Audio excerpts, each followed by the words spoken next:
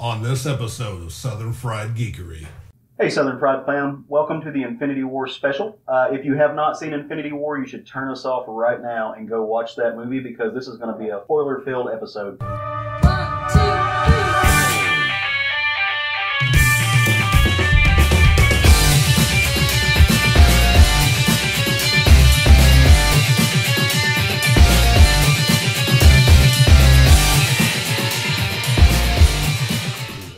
That it is.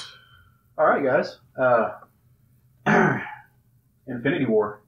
Yeah. Holy shit. So some shit went down. It did. And some things happened.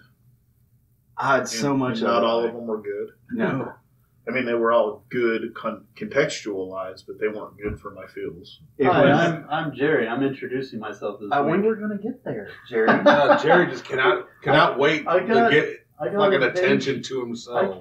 I got impatient. Did you prepare something big and rehearsing it all week? No. Jerry, that was You guys don't want to play off my gags. We love you, Jerry. Well, hey out there, guys. If you are listening to this episode, then you heard our introduction saying that this is a spoiler-filled episode for Avengers Infinity War. And we're going to jump right into it here in just a second, but we want to thank you all for joining us. We've all seen the film now. It was insane. I'm Caleb Alexander McKenzie, like always. I'm Craig Lance. I'm Sean. I'm also Caleb Alexander McKenzie. You're my doppelganger. Totally worth it, Jerry. He can never just say his name. I called him Jerry. I fucked up his whole shtick. Oh, you bastard. I'm just kidding. I'm Sean Litton. I'm an asshole. Is that better? No, Sean's bass in gonna- your voice, boy. Sean's going to pick Jerry up and throw him like the Hulk did in the first So, Avengers. Infinity Wars. Like Thanos did to Hulk at the beginning of the movie. Oh, don't talk about Right into it. Yes. Let's talk about how the Hulk just got completely made Annihilated. Thanos' little bitch. They Knocked did. that motherfucker into humbleness.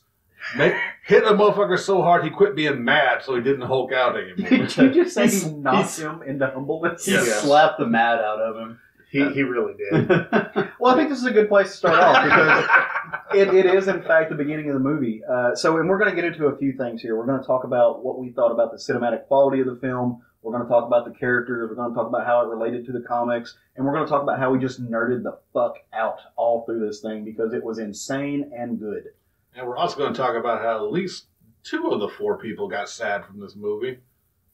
You know, I don't know, Craig. Did anything make you super sad? Yeah, there. I mean, No, I mean, I'm not talking about sad. I mean, on a personal level, Beta Ray Bill, Hulk. Did anything like I'm talking like that, like expectations crushed? I was less. It was less about Stormbreaker and like stuff that they did with Thor. I enjoyed the stuff that they did with Thor. I enjoyed Stormbreaker. I know it's just that they've mentioned Beta Ray Bill in 2 movies now. Yeah, no, they just decided to shit all over my heart, dreams, and soul for 2 movies now. Yeah, this movie, they made my boy a bitch. Hulk is my favorite character of all time, but my second favorite character is Bruce Banner. So they did a lot of really fun things with him. So jumping into this film and what they did with it, it feeds right out of Thor Ragnarok. Like it picks up right where Thor put down. And I thought that was a really interesting thing. Now, I've heard a few people just in the comics industry, in the podcasting communities, hey kitty, say that they liked how this movie seemed to undo everything that Thor Ragnarok did, and I don't know what the fuck you're talking about.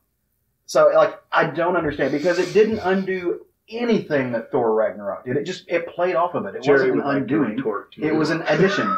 Okay, so here's my thing. You're going to have an entire movie pumping Thor up beforehand, pumping Thor up to not be the god of hammers, and how he's the god of thunder.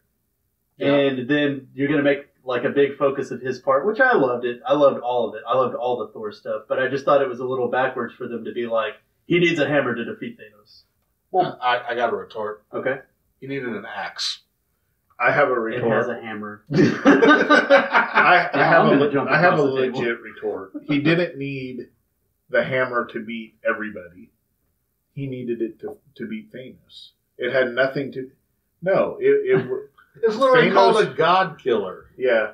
Okay. I mean, it would have been better if it was Jingle Bjorn or however you say it, his actual axe. And I mean, he did call it a god killer, right? It called it a god-killing weapon. So- and the main thing is, like, the god of thunder. Thunder wasn't killing Thanos. A fucking god-killer weapon had to kill Thanos. Another slap in the He's face. not the god of god killer. They had a Beta Ray Bill miniseries called God Killer, so where he went to kill Galactus. That makes me feel better about your hate. I mean, but in reality, what the fuck is Thor without a hammer? Like, I get what you're Exactly. saying, but what's the point? If you just have Thor without a hammer, then he's just white blonde Storm. I don't want white blonde He's Storm. the god of thunder. Storm Okay. doesn't have super strength. But he was a god of thunder with a hammer all these years until that movie finally made that one difference. As far as I know, because I don't read Thor comics. I mean, because he's been, in the comics without a hammer for a while now. Well, no, but he's always had a hammer. Even without Mjolnir, he's had a hammer. Well, he had an axe. He has a tool. He has an axe. Oh, now there's a He's difference. had an axe for a long time. Because it just had an axe hit. God damn it. Are we gonna, this entire fucking thing, this is just gonna, fuck everything else in Infinity War. We are bitching about fucking Thor for the next hour and a I'm not half. bitching about fucking Thor. No, I'm yeah. actually considering it. But no. Okay, fuck you. It's a hammer. He's not the god of hammers. That's where I stand. But I he still needed- enjoyed it. I still loved it all. So what else happened at the Peter beginning of the Dinklage movie? was awesome in it. What else happened at the beginning of the movie, Caleb? Well, something else big happened. Again, they killed Heimdall. They did. That was a hard moment to watch because I really liked that character. But another that's another addition to how they didn't erase Thor Ragnarok. They just built on what was there. You see Heimdall. Heimdall's now dead. He was there. It picks up right where that movie left off on that Asgardian civilian rescue barge. Yeah. I guess is what it was.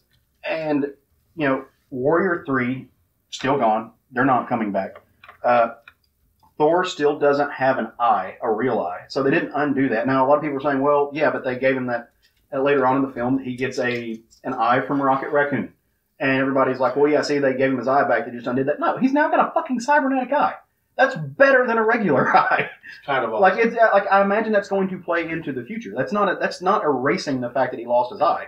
He still has a fake eye, and they're going to do something with that Well, at some point. obviously, he's got a disease because he didn't clean it after he came out of Rocket's Sure ass. did. Oh, yeah, Rocket totally tucked that. Didn't he? Oh my god. He keistered it hard. Now did they show Valkyrie? They did Because not. She was on the ship. They Wasn't did she? not. So they have announced that Valkyrie is in the next movie. Also, Okay. Meek. And Or whatever so his what name they're is. saying is that he literally did with the Asgardians what he's done with every other race. Mhm. He split them in half and killed half of them.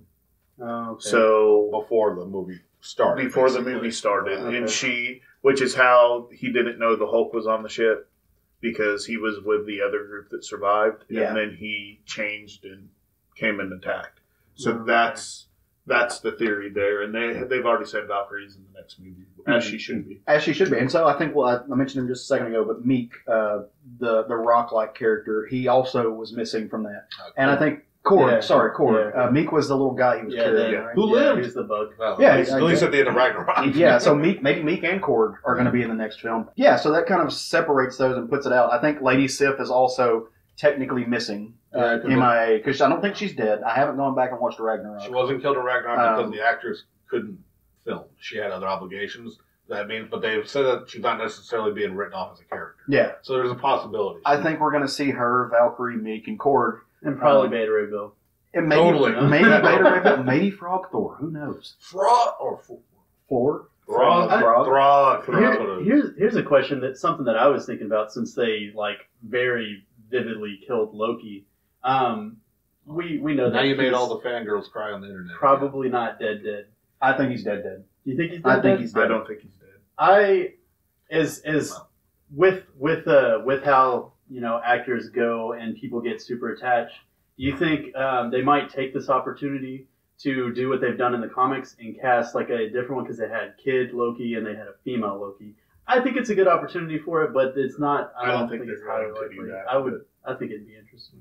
I think if they are going to recast, I think it will be female Loki. I would, yeah. But they kind of laid a hint at the possibility, just in case maybe Tom Hiddleston's down, Mm-hmm. that Thor, when he was explaining about all his family dying, his brother dying, and the Guardians were like, we're so sorry. He goes, oh, no, he's died before. Yeah. They kind of hinted like, this ain't the first time Loki's died in front of Thor. To me, that kind of planted the seed of doubt. But if they do recast, I'm up for female Loki. Yeah. Well, as our friend Castro said today, I was talking to him about this, and he said the words that they said in that movie are important. Yeah. And one of the things that Loki said was, "I am not an Asgardian. I'm a frost giant." Yeah. So we don't know his true power set because he's literally the son of, and I can't think of the king of the frost giants name right now. Laufey? Yeah. Laufey. He's actually his son and not a created frost giant, which the rest of the race was created by him, as opposed to actually being his born son. Mm-hmm. So we really don't know his power set, other than he likes to be mischievous and obviously has some powers, but we don't know. We don't know that he was even really there. Well, no, you don't. I mean, and there's always that possibility. But I think it's important that they killed him. His character died at Thanos' hand before it had anything to do with the Infinity Gems. Right. So I think that's one reason. I mean, in my opinion, I think he's gone. Which we'll get to that too, because I've got some theories on that too. It was really the big point of like nobody's safe in this movie whenever they Exactly. did that. True. That was like the first point of like, oh, you think this is going to be a fun-filled romp through the Marvel universe? We are going to kill the Yeah. fangirl's dream Yep. Right. in the opening minutes. But there's also another reason I think that Loki's dead. This movie wrapped up Tom Hiddleston's contractual obligations to Marvel. So unless they're going to give him some RDJ money, which I don't think they're going to do, I think we're done with Loki. I think we may see him in a flashback or something like that, just for a brief moment. But yeah, this movie wrapped up his contractual obligations. I think Loki is stone cold gone. And just final little touch on that would be, like I said, Tom Hiddleston's gone. Could always recast him. They could always recast. Yeah. That's what I'm Loki saying. may not be done. They could easily, Right. and they could easily do a really good job on it. Absolutely. But he what was just, tragedy happened next? I mean, more. after that, no, I mean, I was just gonna say he's been an amazing character. He's been an amazing actor in the film, but his role in the whole thing's just kind of played out. Yeah. Loki never changes, and he hasn't changed. He just kind of is, and now they've made him a weird anti-hero in some ways. So I think that was like a culmination moment, and I don't know. That's who Loki is, even in the It comics. is. But so what happens next in the film is that Heimdall, in his last act as a living creature, is just a badass. He's the benevolent watcher, and he uses the sword. I forget what the sword's name is, but it's what activates the Bifrost and all that fun stuff to scoop up the Hulk and launch him into space back to Earth. So the last episode, we all got together and we spoke about the Infinity Gauntlet, the book by Jim Starlin. In that book, it starts off with the Silver Surfer crashing through the roof, through Doctor Strange's roof into the Sanctum Sanctorum. I love that they made the Hulk that character. It's the Gallahorn. Gallahorn, okay, yeah. Weird spelling of Viking swords. Right. Why can't they just name a weapon like Bill? That is Bill's a in stupid Viking. fucking- that's what Bill is in Viking. Yeah. But yeah, so they stayed true to the kind of the chronological order of the book for the film, and they just substituted Silver Surfer with the Hulk, which we already said in this movie they made my boy a bitch. Like they flat out, there's no good way to say it. The Hulk's 3 lines in this movie were no, no, and no. That was it. That's all he said. But in the book, the Silver Surfer was also out of the fight for the most of it. I want to say the Silver Surfer and there was, I forget which character was with him. It might have been Wolverine or something, but they were just like kind of oh no, it was Adam Warlock. It was Silver Surfer and Adam Warlock just kind of sitting in the background, just talking shit half the time. And so they made the Hulk that character. They took him out of the fight and also supplemented him for a character they don't have the rights to, which I thought was pretty cool. They could have given him the death that he got in the book, and you would have been not as happy. I would have been broken as a man. No, like, for the same reasons they took Silver Surfer and Adam Warlock out of the initial parts of the original book, I feel like Hulk was taken out because, let's just face facts, a lot of fights wouldn't have gone down the way they've gone down if they had a Hulk on their I was side. going to say, the only person who can put Hulk out of the picture is Thanos. Thanos was not an active fighter through most of the film. Thanos was king. He was playing the chess game. He was moving folks around. Any of the Cull Obsidian that had gone up against the Hulk, he would have just beaten them to death. Yes. They would he would have ripped what was a Black Dwarf. He just would have ripped him in half. They had to remove him from the board, Yeah. or else you take the attention out of this movie. They crush. And then all the other many characters that were involved in those fights had their shot. Well, and they kind of did the same thing with the Vision later on in the film Yes. by stabbing him, because the Vision's a pretty powerful character. He's got an infinity gem in his head. And they right off the bat took Corvus Glaive's glaive and just made him a non-issue. They So treated him like a bitch too. Well, and I'm going to say, I mean, they basically, when he got stabbed, it took away his phasing powers, Mhm. which took away a good portion of his ability to be able to move and change his position on the board Yeah. and be helpful. He was injured through most of the movie, and it was not a good movie for Vision. He was. And the director has flat out said it. Vision is way too powerful not to be nerfed right off the bat. Yeah. So another case, just I hope. Yeah, I mean, And it worked though for the story, for the hunt, for them hunting Vision, that which we knew was coming.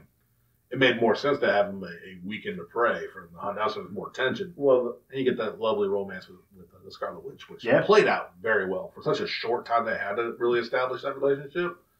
I think they did an excellent job. Well, I mean, one of the things, obviously, you're 100% right on all of those counts. But one of the things pre the movie coming out that everybody talked about was, oh, well, they're just faking us. He's really not pulling the gem from Vision's head in the trailer. And so it was, kind of a debate. Well, that question was answered. real quick. Real quick. So I mean, and again, these are just ways of introducing all of these characters. So on the board right now, you've got Thor, you've got Doctor Strange. Now you've got Vision and Wanda. You've got pretty soon we introduce the Guardians of the Galaxy into the picture. You've got RDJ right off the bat talking about having a kid, which was an extremely touching moment. Cap and Natasha and Falcon's. Yep. Sam's entrance into that movie Mm-hmm. was my second favorite entrance into that movie. What was your first? Thor's riding the Rainbow Bridge into Wakanda. Right. That was the best entrance by far into the movie. But I mean, I got chills when it was just their silhouettes and you knew who it was. Yeah. It was like, yeah, this is about to go I've got down. another one, but it was a villain. Which one? Red Skull. Oh, Yeah. That hit me Yeah. so far left field. I'm really sad that they couldn't get Hugo Weaving to reprise that role. But oh man, that really, like, I was like, holy shit, they did this thing that I was not expecting. And as far as I can tell, at least I wasn't spoiled on that. I think a lot of people Yeah. weren't spoiled. They kept that secret. And I mean, that was kind of a good thing. It was Roscoe Wayne Marquand, I think is his name. He's been in The Walking Dead. yeah, that's Yeah, where most people know him from. But I think that was kind of a good thing, because if they had Hugo Weaving, then it would have been out there. You would have known. But with him being in it, nobody was going to be like, oh, hey, who's he playing? But that was some crazy stuff. I think that was probably the most surprising moment of the film for me, Mhm. is when he showed up. And we're kind of bouncing all over the place here with character Yeah, introductions. Kind of knew we were. But yeah, I mean, there's rhyme to reason somewhere. I watched this opening night, so I was there on Thursday, at one of the late shows. Before anything had gotten out on the internet and everything, and like in that moment, like myself and about 90 other people in the theater just went, "What the hell?" That was the most shocking moment. Like I went into this expecting deaths. I went into this expecting the deaths of people I cared about, of people I didn't care about. Tangent characters. I'd heard the rumor about another fairly well-known actor that was supposed to be playing a role in this, Peter Dinklage. I knew he was in the movie somewhere. I was not expecting to see. His was pretty awesome Yeah. too. I mean, he's getting some blowback on his acting in that movie, which I don't get. He was Tyrion Lannister. But let's be fair, that's who he basically plays in everything. Yeah. So I'm not. I don't understand the blowback, but to make a little person a giant was. I mean, it was great. Well, he's a dwarf. Those people are dwarfs. Yeah. In giant dwarfs. Yeah, they're giant dwarfs. Right. In those things. But yeah, so for them to just be sitting there and see that to happen, but kind of expecting to show up somewhere, I was looking for him. For them to turn Red Skull into a ring wraith is insane. That's what I was like, oh shit, they brought a fucking Dementor into this movie. And then he came out of the shadow, I was like, holy Holy So shit. I don't watch the cartoons, the Marvel cartoons, animated shows, or the movies, but apparently in Avengers Assemble, there that character, and he's not Red Skull, he's the Wraith version of Red Skull, is in that movie, is what I heard today. Interesting. So I may have to look that up and see, because he's actually a different character now. Yeah. I mean, it's Red Skull, post-living Red Skull, Right. but yeah, I'll have to look that up because he's in Avengers Assembles, the movie. Getting into Wakanda, absolutely love Black Panther. I love to see the Dora Milaje there. I'm a little mad that we did not get a battle rhino. I wish we had him. That would have been great. Seeing M'Baku and his tribe there to help was Shuri. Like just having that moment where she looks at Bruce Banner and was like, "Well, why didn't you do this?" And he's like, "Well, because we didn't think about it." It's like, "Oh, this is the technological genius of the world right here. This is solidifying that she is smarter than Tony. She's smarter than Bruce, arguably smarter than the Vision, who is a machine. That she can outthink anybody." Just that moment just did so much for her character, on top of what the Black Panther film did in its own.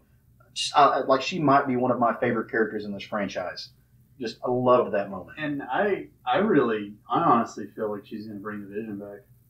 Oh, I think so. Very possibly. Like, I think she got probably enough has the data. schematics Yeah, and stuff. I feel like she got enough data in there. If you go back and watch it, she when she's moving her fingers around and stuff, right before Corvus Glaive starts to attack in that scene, she grabs what basically looks like a Wakandan high-tech flash drive. Yeah. I guarantee you that's got Vision on it. Yeah. Vision's now a flash drive.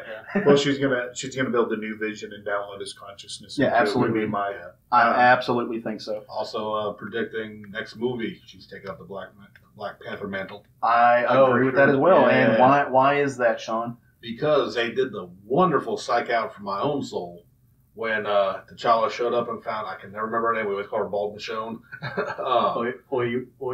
Something like that, yeah. Anyway, her on the ground, she looks very distraught. You're like, oh no, she's feeling it. She's feeling the dust. And he's like, what's wrong? And he goes, dust. I was like, didn't see that shit coming. No, I was not expecting that. That was a great psych out.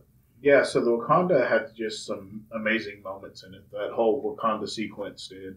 From the moment they got there and we first see Bucky, and he's like, "Oh, a fight's coming, because why else would you be coming to me, bringing me a new arm?" Yeah.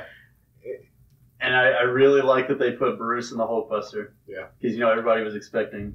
Did you guys catch what Black Panther called Bucky? White Wolf. White Wolf. Yeah, but he did that at the end in the post-credit scene at the end of Black Panther 2. So there's a very good chance we will have in Black Panther 2, we will have Bucky as White Wolf. I think as so. the character White Wolf, the stepbrother of Black Panther, which would be really cool. It's a different place to take Bucky, and I think it would be a great place to take Bucky. Other great moments when before you move on, I'm not familiar with White Wolf. he's Black Panther's stepbrother, and is just Is he like a vigilante type? yeah, he's a fighter for Wakanda. And I mean, like most great things to do with Black Panther, I want to say that was Christopher Priest. Probably.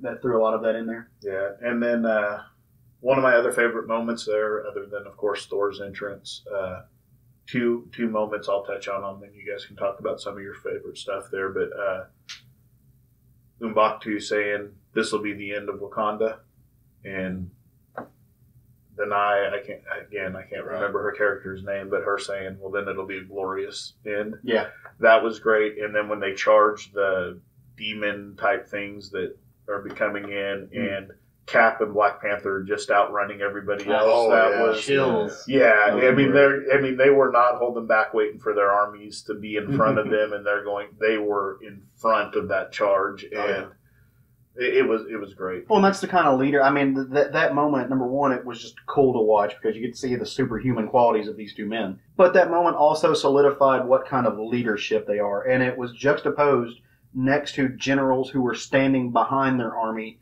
and letting their creatures just kill themselves. So that goes a long way into showing the types of character that these men both possess. Well, now that Cap is no longer Cap, he's my favorite version of Cap.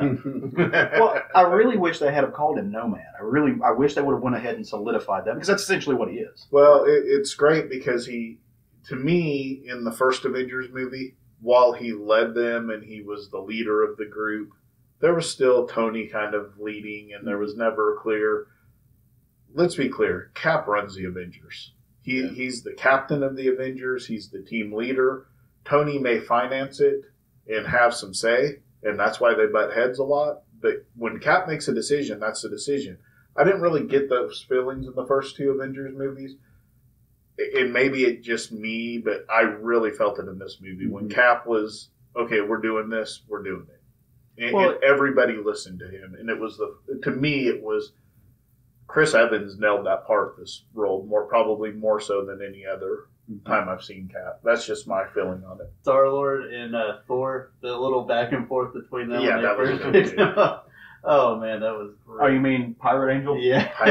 Yes. That was I love seeing that moment. I love seeing the introduction, just in general, of the Guardians. Playing back to how amazing their soundtrack was. And this one, they open up to them singing Rubber Band Man. Love that song. Love the music from that. But Not just to be having that confused moment. with Rubber Band Tarzan. Also, not to be confused with that. And then you get adolescent Groot in the background playing a video game. And it, just a really quick way to, again, remind people, because we are dealing with people who might have seen that film, who might not have. I mean, this is a very large movie for a very large audience. Just really quick, in one brief moment, they solidified and they told you exactly who those characters were. Why are we doing this? Rocket opens up with that, like why? And then Gamora's like, well, because there's people and they might need help. That's Gamora. She's benevolent to a large extent. She cares. She was raised by a tyrant. She wants to be nothing like that. Rocket wants to get paid. Rocket cares about collecting things. See, Rocket's a pirate. And then you get Quill, who's on both sides of that fence, saying, well, also because they may give us a shit, but yeah, we do the right thing. And then Drax is just asleep somewhere. and that was kind of like a thing that I thought merged really well, because it was like, oh man, we got this shit going on, and then as soon as the Guardians show up, you get that great soundtrack like popping in, and I'm like, okay, yeah, this goes really well. Well, and then there's some foreshadowing that happens when Rocket starts calling himself the captain. Mm-hmm. Yeah, I'm the captain. I'm the captain. And then guess what? He's the captain because he's the only one. He's left. the only Guardian left. Well, Drax. Drax. Drax. They're all dust. The only ones left are Rocket and I think Quill's still. Quill's gone. Oh, They're all gone. So help me God, I can't think of her name. The sister, Gamora's sister, Nebula? Nebula's still active. She's not necessarily a Guardian. See, I thought She I but thought that's what the second Guardian movie did, is they really did solidify her as one of the Guardians. In a way, without her necessarily, she's that Wolverine, though. She's going to come and go as she pleases. Mhm. But I think so, too, because she patched it up with Gamora, which So- was one of the big arcs of part two. I'll give you that. Yeah, And I'm honestly surprised that they didn't drag Yondu's right-hand man in on it, too. He's still yeah. practicing on his mohawk. Yeah. But yeah, like, in general, like, the biggest thing I was happy with this movie was every character interaction worked. Mhm. From the snarky, like, the fighting didn't feel like that normal team getting together trope of we have to argue. Like, with Doctor Strange and Tony Stark especially, like, them button heads early on, it made sense. It was in context to the story, context to what's going on in the movie. And just from that to the, like I said, just Thor and Guardians, just their back and forth banter to the fucking teamwork moves. Well, let's get into it a little bit. Let's back up away from us being just completely fanboying out and loving these characters. Let's talk about the cinematic quality of the film. I mean, that's largely what you're getting to, is you're talking about these moments of just the way that the film works and these moves. I agree with you wholeheartedly. I was never bored at all. And it was a long film that had a lot of different elements into it, like you're talking about. Never got bored whatsoever because everything just worked so well. And I think that's largely because the Russo brothers are TV guys. They cut their teeth in television, in sitcom and stuff like that. And so they acted like this was one giant Netflix thing smudged together. And so you go through these little moments where you bounce from world to world, character to character, and you get that feeling, but I never get bored.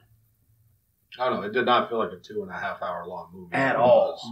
The pacing was well done. I mean, just from the start of like jumping right off Ragnarok into here's fucking Thanos and here's your world getting destroyed. It felt just structured, planned. It didn't feel like, well, we got to throw in so and so in, so here's a quick scene that means nothing. Every scene led to that epic conclusion. Yeah. At the end. It really did. And for such a long movie, like I said, just each one hit. Each moment hit. I think a lot of people were worried about Guardians, especially a lot of people weren't fans of part 2 of the over-the-top comedy. But like what Jerry alluded to earlier, they brought the needed levity to such a dark, sad, depressing movie, which is what I wanted. And nailed the pacing while they were doing it. Listen, and I think I think I discussed it off show. Some of the jokes didn't always hit. I think Drax being invisible could have got shaved off by a couple minutes. I agree wholeheartedly. All it needed was I've been here for an hour. That's all we needed. But overall it worked, and definitely they weren't overused. The comedy was not overused. I absolutely agree. From somebody that's complained about that with Marvel movies for a minute, the little bit of levity that was in there, I never once felt like it took me out of the movie or out of the way the story was going. It was well done, in my opinion. Yeah, and a lot of times, just with critics in general and stuff in these movies, they get to a point and they're like, well, why did they do this? Because they could have done that, and you never felt like there was any moment like that in the movie where it's like, well, this was kind of stupid that they did this. Like, they didn't even need to go off on this or anything like that. And I never felt that at all in this movie. Like, everything felt very well planned out. Oh, yeah. And what I also wanted to say, too, is, like, their marketing was actually a lot on point. Because, like, I know a lot of y'all don't watch all the trailers. I can't help myself. I watch all of them. And what I was going to get to before we got really more into the technical side, one of my fanboy moment, even though I'm not the biggest Spider-Man reader, involves Spider-Man. Because they hid it from the trailers. They did not show it. The fucking Iron Spider legs. Yeah. I swear there was a scene in the trailers where he used it in the movie, and they digitally took it out. They kept that as a surprise. Yeah, and I knew it was called the Iron Spider suit. We had no confirmation about them legs. I didn't mean to cut you off there either. I mean, that's all. It's fine. But that's like that. I literally, I'm not even being a big Spider-Man guy, but that made me just fucking happy as hell. And going into like character upgrades and stuff like that, Tony's new suit. Right. Holy shit! Yeah. They finally went that route. The nanotech. Yeah. I don't like the aesthetics of that suit nearly as much as I like some of the older ones, but that's just like I said, it's an aesthetic choice. Yeah. I've been very open about that. I haven't liked the design of a suit since the first one. Yeah. But I get nanotech would be a lot sleeker, but I don't know. I guess I like bulky Iron Man. I like the it makes sense with the ability to make up weapons on the fly and being able to control that technology with your mind and just make whatever you need for the moment was really fucking cool. Oh yeah, absolutely. Well, and it also gave the ability to have him getting his ass kicked by Thanos and having his armor rebuilding itself as he's getting his ass kicked. It's Thanos is knocking it, which they couldn't have done if he had a regular suit with him at that point, because when Thanos knocked off a piece, it would have just been gone.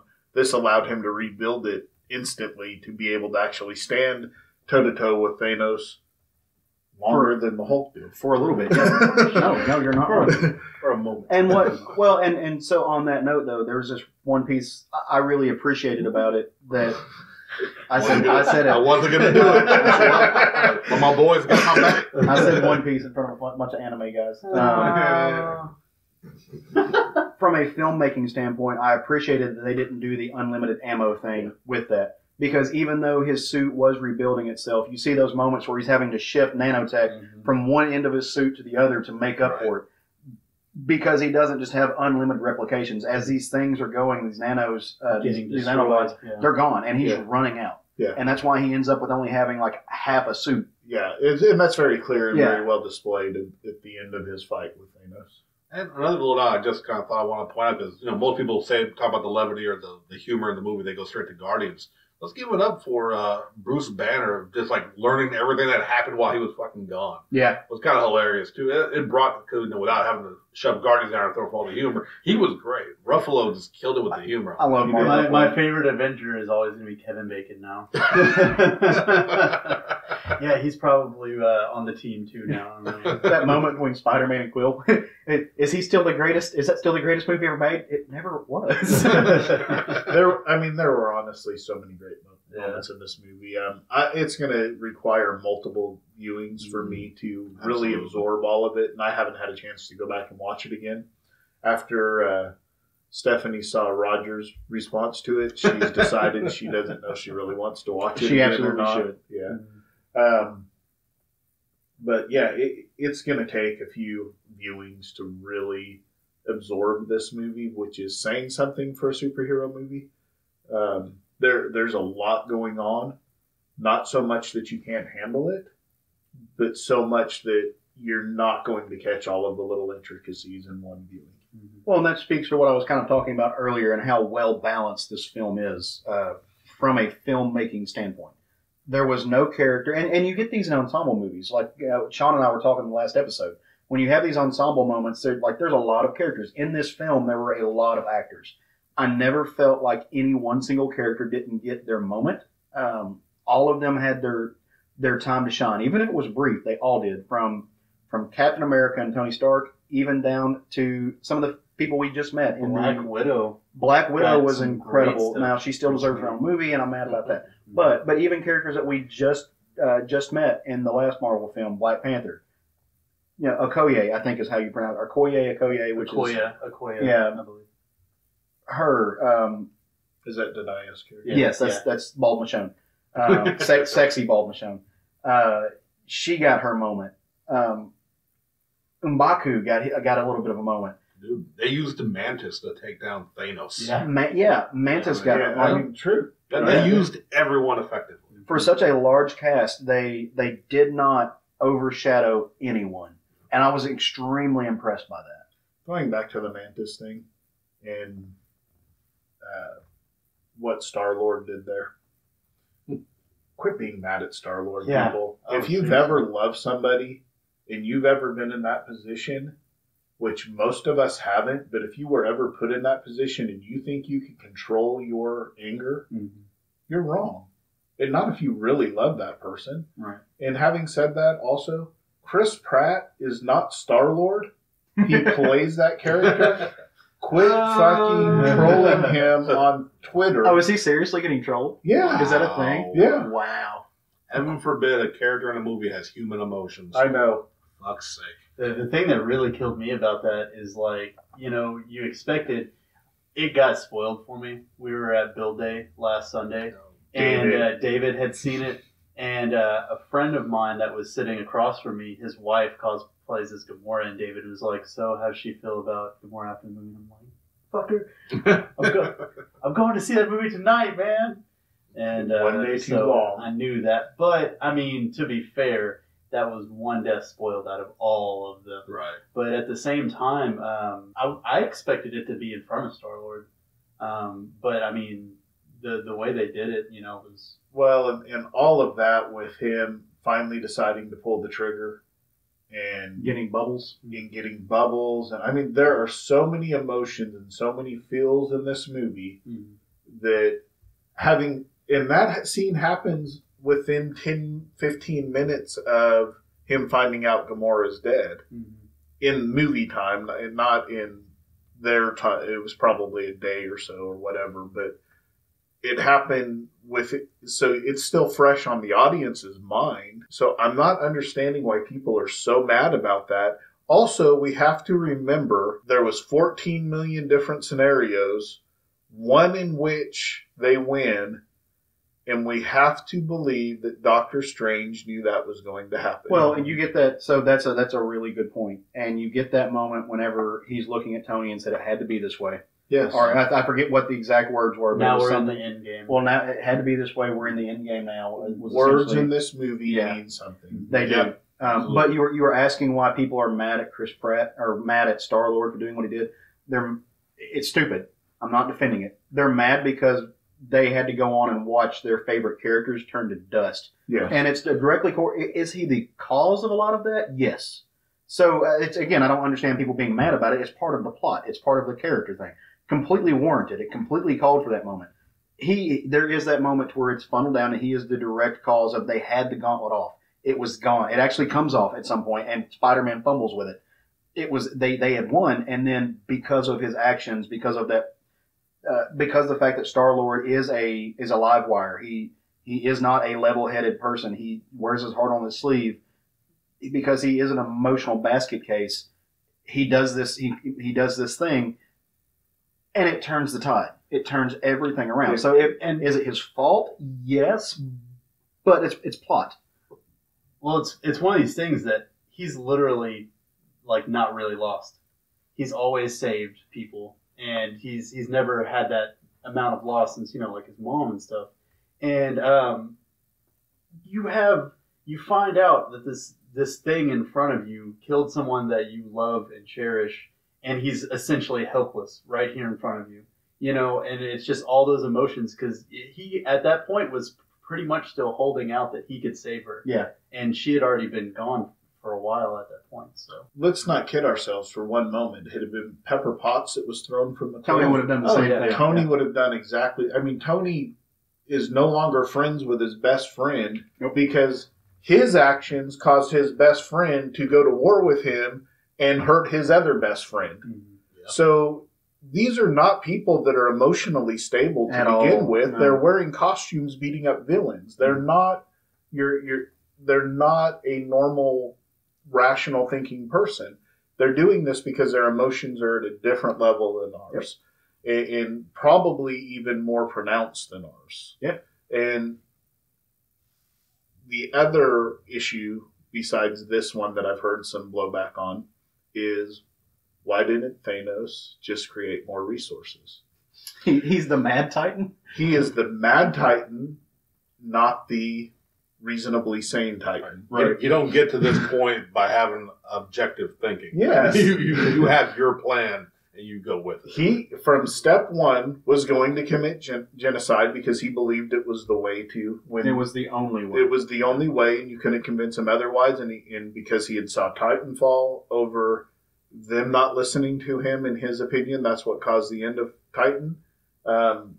This was his plan from the beginning, and nothing was going to change his mind.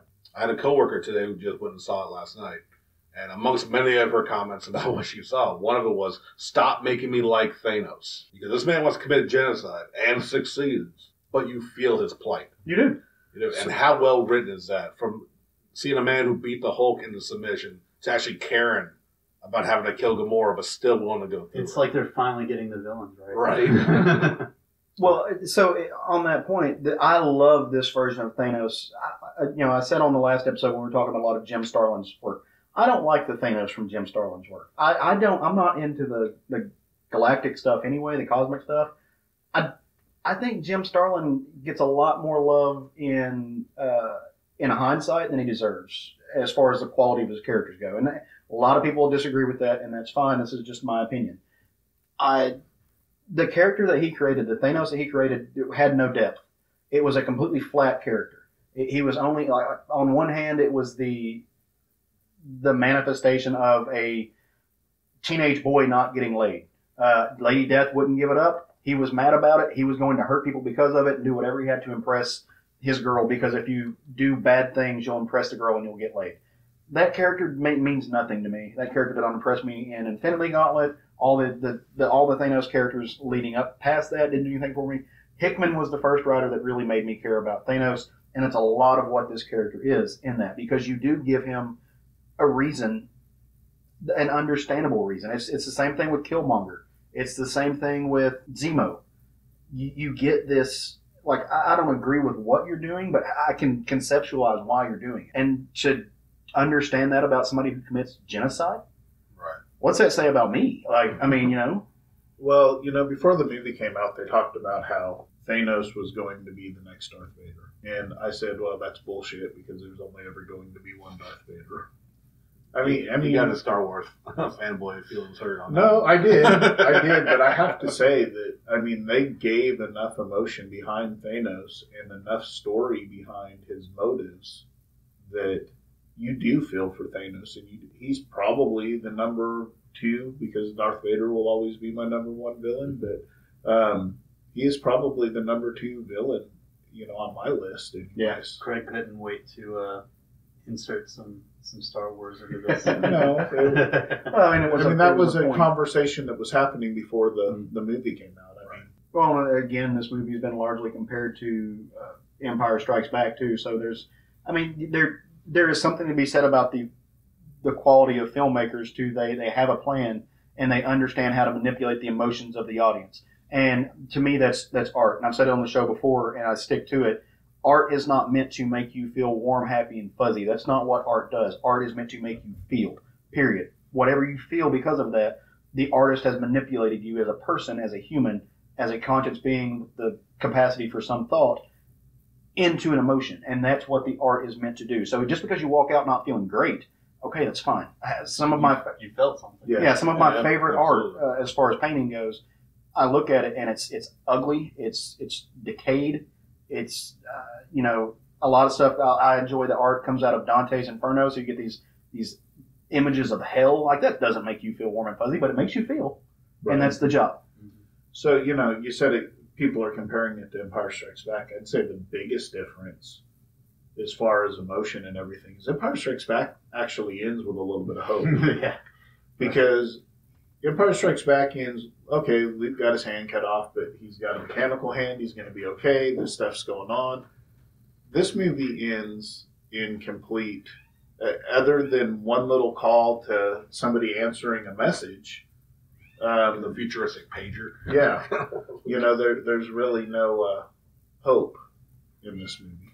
So yeah, completely. At the end of A New Hope, it leaves you with a cliffhanger. Empire Strikes Back. Yeah, end of Empire. Sorry, it leaves you with a cliffhanger, right? It leaves you with this. There's storylines that are cut off. You know that there's more to the story. This could be the last movie. That's why, like a lot of people are saying this, talking about a cliffhanger for this film. There's not one. This could be the last film. And if they just left it at that, then all the threads are tied up. They're done. That's what I love about this. Now, we know that there are more movies coming. We know that there's going to be a part 2 to this, whatever they call it, Endgame, which I think is what they're calling it right now. Mm-hmm. I doubt it. I actually think they're going to end up calling it Avengers Disassembled. That's my personal thing. That would be yeah. But this... Or reassembled. But this leaves but you... definitely not Infinity Gauntlet. No. Sorry, David.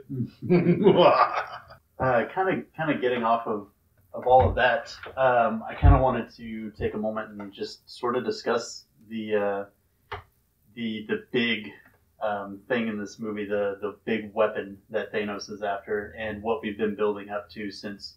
When did we first get our first? I guess it was Captain America. It was Captain America, when but we saw it first. we didn't necessarily know. We just knew that it was Tesseract Cube. Yeah, and I mean, they haven't really brought a cosmic cube into like even the comic book universe for a while. So it was interesting for them to go the route of it being a gem. So really, the first time we'd say probably first Guardians. Yeah, They flat out laid out what it was. Yeah, as a gem. That seems right. The first one, he actually already has one at the beginning of the movie, and it's the power gem that we saw at the end of Guardians that Ronan the Accuser tried to use to destroy Xandar. And it's explained a little later that Ronan's already Thanos has already crushed Xandar, he already got that gem. I'm glad they did it that way, though, because if we're not going to get Nova, then I don't give a shit about Xandar. Yeah, pretty much. It was really good, because going into the movie, I was wondering, I was like, are we going to see him? Is it going to start off with him destroying it, or are we going to go back or something? I was completely fine with him already having it. What I'm hoping is, what I talked about and what we want out of this next movies was that just by saying Xandar destroyed kind of offhandedly is laying out that Nova debut for this next movie. And bringing Richard Rider in as Nova, as the last Nova, which was my favorite run of Nova when Richard Rider, when he had the world mind and had all the knowledge of the Nova Corps in his helmet. That was my favorite Nova run, and it sets that up if they're going to do it. Yeah. And it would be a great introduction to bring him into the next. And I mean, leading up to him getting the world mind, he was just sort of like Richard Rider was sort of a joke in New Warriors, right? And he wasn't really anything. And then that stuff happened, and it was around that same time that Annihilation and Civil War were going on. So like those characters are going through some shit. Yeah, but I think you're onto something here, and So the first time I watched this, and again, we're talking about the post-credit scene, and people are curious when you get the cosmic pager from Nick Fury, and when the first image popped up, and you get this little star-shaped thing, I thought Nova. Yeah. I was sitting there going, oh God, like I was expecting Captain Marvel, and they're giving us Nova. And then the background turns red and blue, and you're like, oh, okay, it's Captain Marvel. What if it's both? I think it's both. Like I'm saying it right now. I think that what we're going to see in Captain Marvel is, and the reason that she's been gone is because she's off in space doing something with Nova, and that message went out to both of them.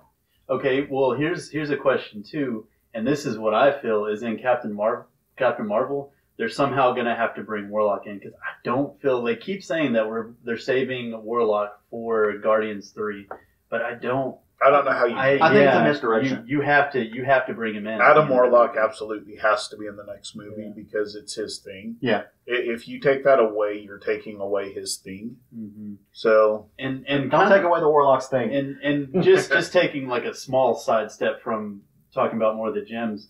But I'm really hoping what they do is, I'm already assuming, within talking about Captain Marvel's base in the 90s, is they're going to do a Captain America First Avenger type with it leading up to, this is her getting the summons. Yeah. But sort of what I'm hoping for is they just do half the movie in the 90s, and then the other half is like her off planet or something, doing something, and then the very end of it leads up to Infinity War. I could be completely wrong. I think that most of the movie is going to be this big event in the 90s with her getting her power, becoming Captain Marvel. Mm-hmm. I'm now going to say that at some point I think that they introduce a character that's probably, by the way, can we just call him Dick Rider? Since his name is Richards. I want to call him Dick Rider. So when I think Captain Marvel and Richard Rider. What's Dick Rider's superpower, Caleb? He's got a fiery bottom. And he blasts a lot into space. Anyway, I think that they're going to introduce that character, and the end of it, you're going to see them fly up in space. I'm betting we're going to see in the post-credit scene one of them getting the page, one of them getting the thing from, and that's what's going to lead them into this. I've actually heard. I'm sorry, Sean. I've actually heard that there may be multiple times in the Captain Marvel movie that it may not just be in the 90s. I just wouldn't be surprised because, like I said, she was supposed to be in Infinity War, and they said they cut her. And they're giving the origin story in the back that we're going to kind of do a Doctor Strange thing. Yeah. We're going to get the origin, we'll get the training, maybe flying off. Then we're jumping straight into full control of the power as full powered up Captain Marvel. Yep. Like how Doctor Strange is. Yeah. Or what if like the majority of the movie is based in the present, and then they have like the flashbacks to the 90s and stuff like that. They could totally do like start off in space or fighting some Kree or whoever she is. There's so much they can do, and I can't wait for that movie. Look, we'll touch on that. We'll touch on that later. Getting back on track. So the second stone that he gets is at the beginning of the movie with the cosmic cube, which is the space stone, right? And then after that, it's the reality gem, correct? That he gets from the collector. Which that scene was pretty well fucking done. Yeah. You got the Guardians all sneaking up on him. It seemingly looks like Gamora killed him, and everybody knows that she didn't just kill him. Like, definitely not. And everything. Well, even fades Quill away. says that was easy. Yeah. And he's like, and I really like how they use the gems in the movie because he used them all so fluidly, and they were really well done. So at this point, he's got power, he's got space, and he's got reality. So we know that Vision has mind, and we know that, because we still have time, soul and mind. Yeah, that's it. So he had reality, space, and power. Mm-hmm. Okay. So we know at that point, we knew that the mind gem was with Vision, and Strange had time, which they were... Leaves the soul gem. Yeah. Just leaves the soul gem, and Strange was already in space on the space donut. By the way, one of my favorite scenes in that movie, just most badass thing ever, which I'm super excited about Doctor Strange 2 now because of it, when they're squaring off against Thanos, and he's doing all the crazy incantations. Holy shit, that was... When he went full-blown Shiva with all the... Yeah, Yes. that was beautifully done and CGI. split up into all the different... Oh, man, that was so fucking cool. But yeah, just the use of all of the gems and everything in this movie were really well done, and getting to them. And they showed him using every one of them. Mhm. Yeah. I mean, every one of them, there was an example of his use of them throughout the movie. Mhm. And then, of course, the combined power. Mhm. Well, and you get these really, really emotive scenes that are part of that. And I mean, to me, the soul and the time gem, or the soul, not the time gem, the soul and this whatever Vision has, the mind gem. Yeah. Those, the way he gets those two, are some of the most arguably crushing moments Yeah. of the film. He's willing to, and again, the humanization of Thanos. He sacrifices his own daughter to get the soul gem. And there's no way around. And I'm kind of curious. You know, we were talking about Loki earlier. A lot of people died in this movie, but there's only a couple people who died outside of the snap. Right. Do you guys think Gamora's dead? Okay, so the Russo brothers have came out. I'm sorry, Jerry, but the Russo brothers have came out and said that she is in the Soul Gem, and that's where Thanos goes at the end. Much to They did confirm that. They did. It's confirm like that. she essentially became the Soul Gem. Yep. Her soul was put into the Soul Gem because it has to have a soul. So for him to take it, he had to replace the soul that was in there for him to get it. And now he's in there. My personal feeling is that that's how they're going to wrap this up so he can stay alive and they can use him in a different time, is they're going to put his soul in there and release her. That's how I feel like it's going to be wrapped up. Or put him in the Soul Gem and release Gamora back out. As far as the deaths, which, do we want to go into that where we believe what's going to happen? Because if you look at it, the people that died when he snapped his fingers are pretty much Phase 3 characters. Yep. They have come out now and said that the deaths are real. It comes down to, are those deaths or did he alter reality? So to me, the deaths are the ones that happened before he snapped his fingers. So Loki and Heimdall They just faded. They're in the Soul Gem. They're possibly in the Soul Gem because we know that there's a Spider-Man 2. We know there's a Black Panther 2 and a Doctor Strange 2. And all of these people are gone now, right? So they have to fix this to. So what you're saying is that you think they've done the switcheroo, kind of the people who are gone are actually alive. The people who were saved at the last part are actually the ones that are dead. Making what I'm saying is they're dead, but they're not dead in the traditional sense of dead. So when they say that the deaths are real, they're talking about the ones that were killed, that we saw Heimdall being stabbed, we saw Loki being strangled, those sorts of things. Those are real. But the ones that disappeared when he altered reality, those ones are going to be able to be brought back. That's my opinion. Absolutely. I think that's the big key, is the Soul Gem having its own pocket dimension that stores souls. Basically, everyone after he snapped, it can be reversed. But I think there are some, like you said, some deaths are permanent, the ones that were before the snap. And you brought it to people's attention that whenever he snapped and then ended up and Gamora was there, the color of the sky and everything was the same color as it was kind of like a sunset orange, which kind of hinted at that's where he was. Them being inside of it. If you notice, all the Phase 1 characters survived, which gives them their big going out sequence in the next movie. Because if they die outside of that altered reality, then they are probably permadead. Well, and see, that's what I was saying about the switching up. That's the characters I was talking about were at the end of it, because it's largely from their perspective on who fades to dust.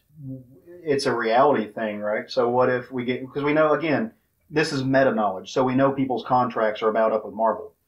And the people who are all still quote unquote alive, like you said, are the ones that are left.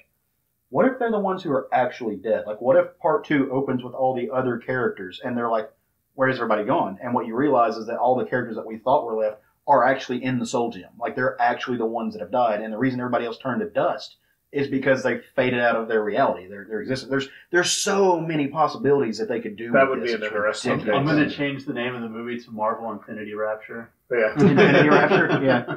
So we've talked about a lot of the heroes, and we've talked about the big bad in this movie, Thanos. We haven't really dove that much into the generals, into the Cull Obsidian, the Black Order, Corvus Glaive, Proxima Midnight, the Ebony Maw, and I think it was Black Dwarf, or I think they never really said his name.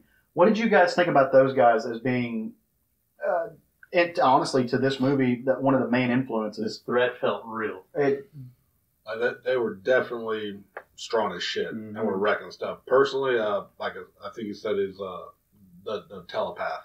Ebony Maw. Ebony Maw was a standout for me. Yeah. Because granted, he had more time to talk and more time to see, but like with two fighters that were really good than just a big hulking brute, he was just such that polar opposite that it really stood out for me. Well, and see, if you know those characters were all invented, and they did an event in the comics a while back called Infinity. And those characters are all invented for that one, and their Infinity #1 is their first appearance. Proxima Midnight, which is the lady with the horns, and Corvus Glaive is the guy with the spear. Right. Yeah. They're actually a couple. They're married, and they're two of his generals. Ebony Maw is his main general, kind of that dark priest. Right. And then you've got the big bad is the giant, the Black Dwarf. I love the way that they use those characters, and they almost pitted them up against their equivalents, because you've got Proxima Midnight and Corvus Glaive, and they go against Vision and Wanda. And there's so much of those characters that are the same. It's almost their doppelganger. And then like you said, man, for me, I actually think they underutilized the dwarf, or I'm not sure. It's either Black Dwarf or Supergiant. It's Black Dwarf. It's Black Dwarf? Okay. I think they underutilized him, and they could have done a lot more with him than they did. But I'm with you, man. The way that they did Ebony Maw, that dude, like, having him be basically a dark Jedi in this, and we made that allusion to Star Wars earlier, and I want to bring up another one to kind of get Craig's attention and see what he thinks about this. So the way that the Ebony Maw died, he's in space, he gets sucked out, he gets frozen. Star Wars is owned by Disney. Marvel is owned by Disney. I think this was a friendly middle finger from Star Wars saying, or from Marvel saying, hey, our space wizards die in space and yours don't. Like, it was that, because that was one of the big controversies from the Star Wars movie, is that when Leia was sucked out into space, she lived, and everybody, like, some fanboys threw a fit. I think that was a friendly, like, rib poke. I didn't catch that, but you're probably right. It was probably a friendly jab, kind of a nod to it. I mean, because that's the last thing you see is just freezing over, and I thought that, like, that's the first thing I thought is, oh, they just like did a hat tip to Star Wars and kind of just like a friendly, hey. Well, it's entirely possible, and that would be great if it is. But sometimes it's just a reference to a really old movie called Alien. Right? He was really awesome, but I really like Proxima Midnight. I love it. She really stood out. So I don't have a lot of complaints about this movie at all. Honestly, to me, I need to let it soak in a little bit. I think this just surpassed Avengers as my favorite movie of this entire thread. The only thing I have a complaint about, and you guys know me, I love practical effects. I love practical makeup. I don't like CGI. Not a ton of it. I think that when it's used well. I'm cool with it. It bothered me that they made those characters largely CGI, especially Proxima Midnight. They could have given her this really cool headpiece. They could have made her, kind of like they did with Hela and Thor or something like that. Right. They could have done a lot with her, and making her CGI, like, that really took me out of that moment, because it was very noticeably CGI, for me at least. And, man, I worship at the altar of Guillermo del Toro. I love that man. I love his films.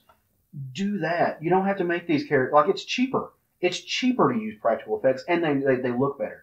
Use digital to go in there and fix it up a little bit, but there was no need to have those characters be 100% digital. It just did not translate for me, even though I loved what those characters did. I loved the way they looked. I mean, as far as their aesthetic and their appearance, I just wish they had used real people more. And so that would be the only, like, out of this entire thing, that's the only nitpick I have. Did anybody else, like, have an issue with that, pick up on that, or did it bother you? I didn't have an issue with any of them. I just really enjoyed it. I'll be honest, we discussed this, I think, at Kapow, was that, granted, I'm half blind with my cataracts and everything else is going on in my eyesight. I could have sworn at some close-up shots it was prosthetics, but I did look into it after we had that discussion, and I noticed in the IMDb casting There's the actress that was Proxima Midnight. Mhm. Then there was an actress that stand-in or present character for basically for the blue bodysuit. So like it is a shame. It's to me it was well done. Like if you guys go back to our Black Panther special, you remember one of my big complaints about Black Panther was the overuse of CG, especially in the fight scenes. Well, I don't feel like these look nearly as blatantly CG to me because, like I said, some of those close-ups, I swore they were real people, even Thanos. But yeah, it is an issue, but it's becoming it's common practice. You know, why hire Del Toro's company or even a Tom Savini to go to do these practical makeups when they already got nerds in a room making all the other CG? But it didn't deter, like I said, nitpicking for sure, but it's completely a nitpick. I mean, it didn't take me out. It did not diminish my enjoyment of the overall product. It's just something that I noticed while I was watching the movie, and it took me out of those moments. Right. The fact that it was CG, like it removed me from that just being enveloped in the film. Absolutely. See, I really didn't have that issue in this movie. I had a little bit in Homecoming, which I've now seen. I don't know if we did. Yay! I had a couple of moments in Homecoming with the CGI. I didn't have that in this. I thought the CGI was done pretty well in this. The tricky thing about CGI is when you come back 10 years later, does it still look like it works? It hold up? Because, you know, some of the movies that we thought in the past that looked like they were going to hold up when we came back and watch them later, they don't. Like At all. The Centaur in Harry Potter. In the first Harry Potter movie looks horrible now. All of Avatar. Yeah. You know, so that's always the tricky part with CGI is does it hold up? It absolutely did not draw me out of this movie at all. And maybe it was because of the emotional impact this movie had anyways, that I was fully invested in it from the very beginning, which I didn't know I was going to be. But it grabs you right at the beginning and pulls you in. So I was in from 2 minutes into this movie and never got pulled out of it. Even when the guy in front of us said that's the Wonder Woman symbol. He said what? When Sean watched the movie with me. When they show the Captain Nick Marvel Fury symbol. sends out the request for help, and it's the Captain Marvel signal. Somebody goes, "Oh, they're going to have Wonder Woman in the next movie." Did you put the popcorn on there? No. And then there was also the someone was like, "Oh, Miss Marvel." No, it's Captain Marvel. Miss Marvel's DC. That happened too. Oh, Lord. Which I mean, like they're not wrong, but they're wrong. Yeah. So, but I think that's another thing about this movie, though. It attracts a broad audience. Yeah. It's not just bringing in fanboys. Iron Man 1 brought in a lot of people who love comics. We've now gotten to the point that these movies are so culturally pervasive that they're bringing in people who have never read a comic book. They may have not seen any of the other movies. They don't know the difference between DC and Marvel. They're there for the pure enjoyment of these things. I actually think that's cool. Like, yes, they may make some really ignorant comments about the characters, but I think it's cool that it's making these things largely culturally relevant. And you're absolutely right. But it's still within my right as a nerd to silently bitch about it to my friends and not post it on the internet. Sure. We respectfully did it amongst ourselves. Oh, this is going on the internet, though. No, now. I mean, in the moment. I mean, well, I feel even like if you get it wrong, thank you for supporting the Marvel Comics movies. But that's our jobs as nerds to shepherd the normies. Yes. We shepherd them. We corral them. we educate them. We spread Are these the love. same normies that made fun of us when we were growing up? Yeah, fuck them. I don't care. So, all right, Jerry, what was your favorite character? What death affected you the most? Oh, dude, death. No question. Spider-Man. Spider-Man. Oh, that fucked me up. Just because I love that movie so much, and Tony felt so guilty about it because he essentially led him to this point. I mean, yes, Peter made the decisions and everything, but he had to feel wholly responsible. And then we had that whole discussion of one of the reasons why he was so messed up is because his spider sense was sensing all these things going wrong and all these deaths. Explain that a little bit for people who may not know what you're talking about. Well, just because his spider sense senses danger and any incoming threat and stuff like that. But there's just this massive explosion of death and chaos happening in the universe. And he's just all of this is hitting him all at once. And it's just really, But I mean, that really messed me up. Like, I was like, oh no. Yeah, because you just know he knew he was dying before he even started. Yeah. And then favorite character in it. I mean, they just had so many, and I was so impressed with Iron Man. Really love Doctor Strange in this movie, and is I don't really call them complaints. They were nitpicks, but Thor was awesome in this movie. Like, his whole scene whenever he finally got to Wakanda and everything was just so overly badass. The fact that they put Bruce Banner in it, even though he wasn't able to Hulk out, was just. We asked Jerry for a favorite character. Yeah. He just reads off the IMDb list. Every single Avengers. Avengers. That's what this movie does to you. Yeah, It's It true. really does. Yeah, everybody has their time to shine. So it's Same Absolutely. question, man. Who was your favorite character? What death hit you the hardest? Well, that's to not just completely echo Jerry a lot. Definitely a Spider-Man, but as I acknowledged earlier, I'm going to give definitely a second up was Black Panther because I did not see it. They psyched you out so well in that one shot. Favorite character going in would probably one of the many Jerry just listed because a lot of the characters I loved already from the previous movies. Mm-hmm. I have to give it to Doctor Strange because, as I mentioned in a previous episode, I completely forgot everything that happened in Doctor Strange. Mm-hmm. I haven't forgotten a damn thing he did in this movie. He came out Sorcerer Supreme, knowing what he knows, standing his own ground with Robert Downey Jr. and everybody else. And like someone else could put it a lot better than me. I'm trying to find the article again because I forgot to link it to our Facebook page. He had one of the biggest character arcs within this movie. Mm-hmm. You saw him go from such confidence to like learning what he's that he doesn't have all the magic on solving everything. It was a big change from him from the beginning and accepting his inevitable demise. And it's just, like I said, he was a lot more memorable in this film, so I definitely have to give it to him. And he went from sorcerer to wizard. He did become a wizard. Yeah. To echo them, of course, it's Spider-Man. Yeah. But my second favorite would be Doctor Strange's death. Yeah. Because he literally knew before the battle started that That the only way to win was for him to sacrifice himself. So that has, I mean, almost every death in this movie, they give an emotional impact. Oh, they fucking killed Vision off Hey, twice. it's my turn to talk. I'm sorry. Jared. Quit caling over there. You're right. I'm playing. Damn. No, I'm totally messing with you. But, yeah, there's emotional impact on everybody's death in this movie. But my second would probably be Doctor Strange. And it's weird that all of us talked about the death before we talked about our favorite character.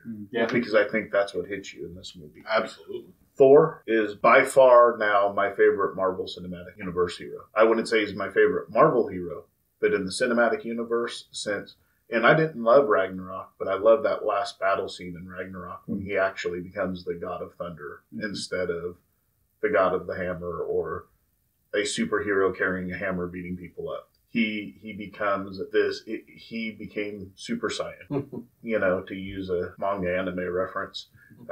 He powered up. He became next level in that movie, and it came through in this movie. Yeah. He literally faces down a star to forge his weapon to go fight Thanos. And then, as Jerry said, his entrance into Wakanda, I mean, he rides the Rainbow Bridge. He creates it. Yeah, he creates it and surfs it in to Wakanda in the middle of the battle and just fucks everything. And does a up. very tasteful triple Salchow. Yeah. Just somewhere ice skaters were just in awe and clapping. Yeah. And Rocket had some great moments too in the movie, which, my complaints on the last Guardians movie, but I felt that that Rocket and Groot played really well in this movie to me. Thor and Doctor Strange. So the character's death that hit me the hardest, and I'll just kind of, since that's what we did, I'll keep going. Gamora. Gamora's death hit me harder than any of the other ones because it's still like, I'm personally, and I could be wrong, but I'm personally of the opinion, and I'd never thought about the Soul Stone thing, but the deaths that were done, like the people who actually died, not because of what Thanos did, but who died in battle, I largely think those people are gone. Like, I don't think Loki's coming back. And to see Gamora die, to see her thrown from a cliff, knowing that she was getting killed by somebody who legitimately loved her. And you know, as much as she did not love Thanos, in that moment, even she knew, oh God, no, he thinks he loves me. He thinks this is what love is. And I'm dying for this. And also it's going to give him the last key to the puzzle. That was hard. And to see her broken body on the rocks below, that was and tough. And then, you know, like I said, the next scene, Thanos wakes up and he's got it in his hand and he's just crushed. And through the rest of the movie, he tells people, like, you don't know what I sacrificed today. Like, I'm having a bad day. This has been a day. I need a moment. Because it hurt her death. It fucked up an already fucked up person. That was hard. My favorite character in this was, without a doubt, Wanda Maximoff, Scarlet Witch. Seeing her come into her own, she's throwing hexes, she's wielding it, she's using her chaos magic in ways that are unconventional, and she uses them in battle and also in science. They're kind of like in the comics. It's untapped potential. We don't know what all it can do, but seeing her go from everything from being a defensive player, from being an offensive player, taking those weird, like, digging razor machines and throwing them out, just whatever she can do. She is a power beyond what we know, and I think she's got a much larger role to play, which is why I don't think she's gone forever. Seeing like you said earlier, the love scene that had built up, that's some of my favorite stuff in the comics. Those were. I really hope they beef her up, because, like, the last two movies that she was in, I don't feel like they gave her enough. Well, they did that intentionally. It's growth. It's power growth.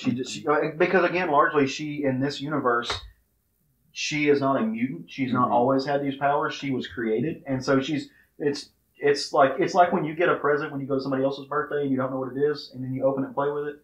That was a continuity joke for our listeners. You have to figure out how to use it, because you haven't had it for a long time, and that's what these last couple movies have been. So seeing her come into her own like that was just badass. Yeah, I mean, I hope they give her her own movie, to be quite honest. But we don't know that she's not a mutant, because now that the merger or the buyout's happening. Well, she's not a mutant in the comics anymore either. Well, they could very well go back and make her a mutant, Yeah. and say that they were experimenting on her because she was a mutant. Thanos just has to snap his fingers. And all she has to do is say, "No more Thanos." So it would be really interesting if that was, the next movie begins with her saying, "No more Thanos," and then undo Thanos' damage, and everything's reset, and, roll credits. Because that is what her power level is in the comics, or used to be at times. All right. Well, I think we've gone over everything about this movie that I can think of.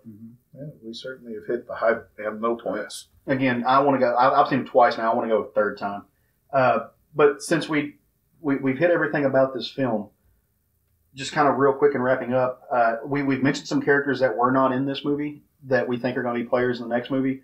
What do you think that they are going to do in the next movie, and what characters are you expecting to see as major players that we don't know about yet? Well, I don't know about big major players, but since Ant-Man and Wasp is in between, and its movie seemingly takes place before this movie, It does. I'm assuming that something's going to happen, and they're going to play a role in the next movie, which I'm pretty stoked about. Because the only movies we have are Ant-Man, Wasp, and Captain Marvel. Yep. I'm pretty excited. We get a really fast turnover for that conclusion. Well, they've already got it done. The second movie's already done. Yeah. They're just waiting. Yeah. Honestly, it's Captain Marvel. And she's gonna be just a huge part of the next movie, and honestly, not a character I know about. So I'm really interested to see if she is gonna be the powerhouse, or just one of the just another factor in bringing down Thanos. Well, to me, we still, and the reason they took Hulk off of the table for this movie is because they want Hulk in the next movie to shine. And you've still got your two biggest powerhouses in the Avengers with Thor and the Hulk, as far as just pure force of power. Mm-hmm. You've got both of them left on Earth right now, assuming Hulk wants to come out and play again.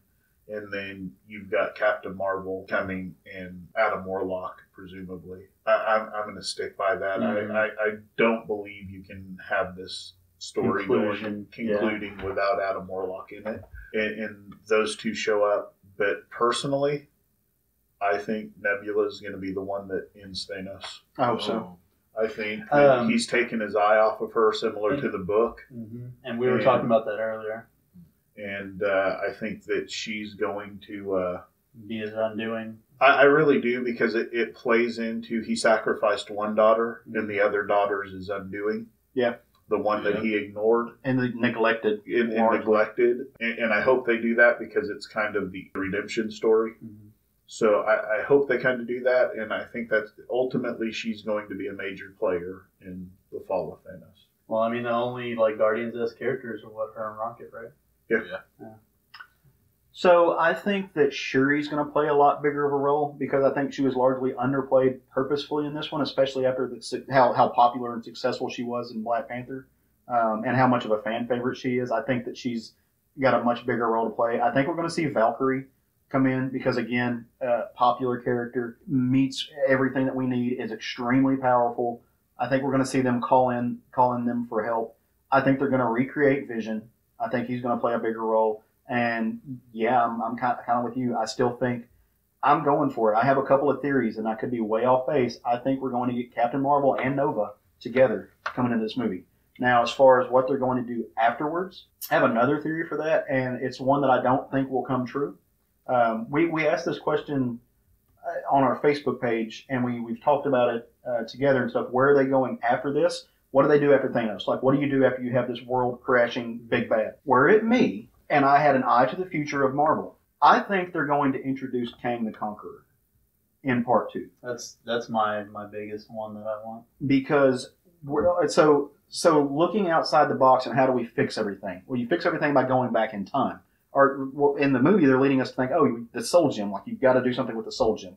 I think they're going to do something with time. I think they're going to introduce Kang the Conqueror as a sympathetic person that they think is going to help them, kind of like an Iron Lad figure, who comes in there and takes them back in time to beat Thanos, but sets it up to be a larger villain in the future and pushes us forward as far as a new Avengers kind of thing. I would love to see that. Yeah. I would love to see them set him up as the next big bad. And I already know Craig can't wait, because he loves time travel. I personally hate time travel. Well, you personally hate to time travel? No, I personally have hate time travel Doctor Who blanket over stories. here, dude. I love Doctor Who. I know that doesn't make sense, but time travel stories can be done really well, or they can be done poorly. Right. But they also have the time gem, so I don't know that Kang has to be a requirement for that. But I would love to see Kang make an appearance. I think that would be great. Honestly, like kind of what we touched on in the last episode about like what we want to happen. I don't think we necessarily. Now, granted, doing a subtle introduction like Kane, like your idea, Caleb, is a pretty good way to do it. I think after Thanos, I just want to see the future of Marvel shown at the end of this next movie. I want to see a bunch of new heroes show up at this. And let's not worry about the next big bag, or maybe at the end credit scene hint to something, maybe a giant helmet eating a planet. You know what I'm saying? Like, Galactus really aren't following. But honestly, though, really, all I want to see is new heroes showing up that are going to continue the MCU. And let's not worry about the next big bad. We got another 10 years to build up to You're that right. next. No, you're absolutely right. Yeah, I mean, another one that I think would be kind of cool, and it would be appropriate with all the deaths and stuff that we had, is like Mephisto. Ooh. Yeah, it could be, I mean, there's a lot of villains that are untapped. Yeah, I mean, I just know that for the next stuff, I feel like they should stay away from space villains. I want a homegrown villain that affects Earth. well, I think it's going to be similar to what we've had. I think the next two Avengers, or whatever they call the next movies, are going to be Earth-based. And then I think it's going to set up another. I think the big bad that they're going to be building to is going to be Annihilus or Kang or some cosmic level threat. If they have the rights to Galactus by then, it may be Galactus if done properly.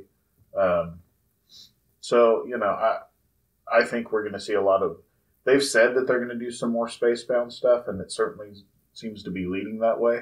One thing I got out of this movie is I feel like Doctor Strange is going to take over leading the Avengers. Mm-hmm. The way him and Tony kind of have the same personality, but in a different way. That makes sense. They're both ego-driven, and they both are financially stable people. And, Tony's a billionaire, of course.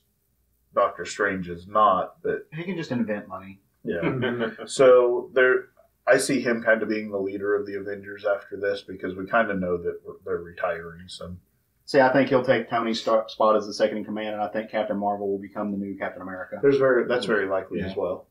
Well, I think we all agree that this movie is amazing. Yes.